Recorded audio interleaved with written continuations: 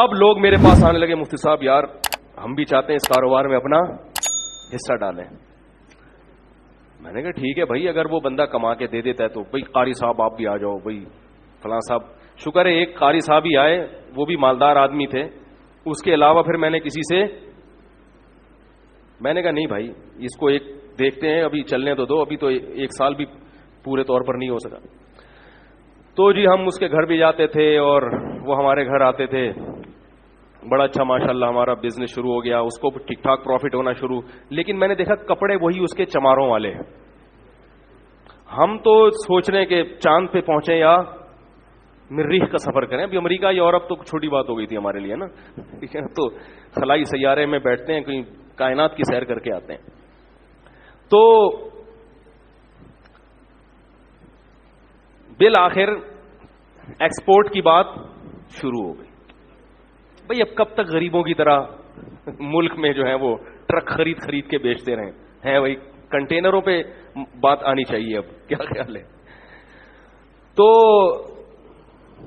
جتنے کما رہا تھا نا اس سے ڈبل انویسٹ ہو رہے تھے.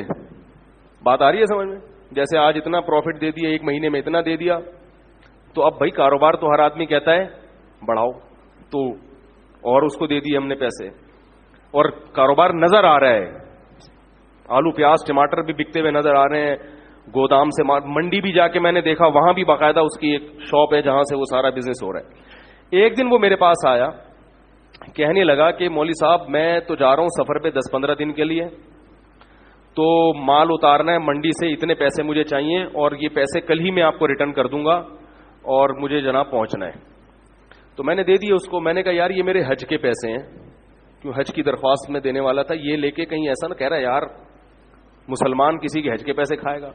ہم نے ایسے ایسے حرام خور دنیا میں دیکھے ہیں کہ آپ کو ہم کیا بتائیں. اس کا بیٹا وہ بیمار بنا ہوا تھا, اس نے کہا یار حج, ہم نے کیا کلمہ نہیں پڑھتے, بیانات میں بھی بیٹھتا تھا وہ آ کے.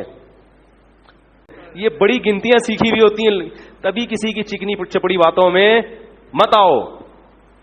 تو ہم نے وہ اس کو دے دی. ہم نے کہا چلو کل منڈی میں مل ہی جائیں گے. اس بندے نے رات کو محلے والوں کو جتنی جیبیں نچوڑ سکتا تھا سب کی جیبیں نچوڑی. دکان سے جو جنرل اسٹور تھا اس سے 2-3 مہینے کا راشن اٹھایا. اس نے کہا پڑوسی یہ کل دے دے گا پیسے. کسی سے چلتے ہوئے کسی سے اگر امید تھی نا 50 روپے مل جائیں گے ادھار, تو اس سے 50 روپے بھی لیے, کسی سے 500 لیے, کسی کے 1 لاکھ, ہمارے تو لاکھوں روپے لیے ہوئے تھے. ہر آدمی سے جتنا نچوڑ سکتا تھا اس نے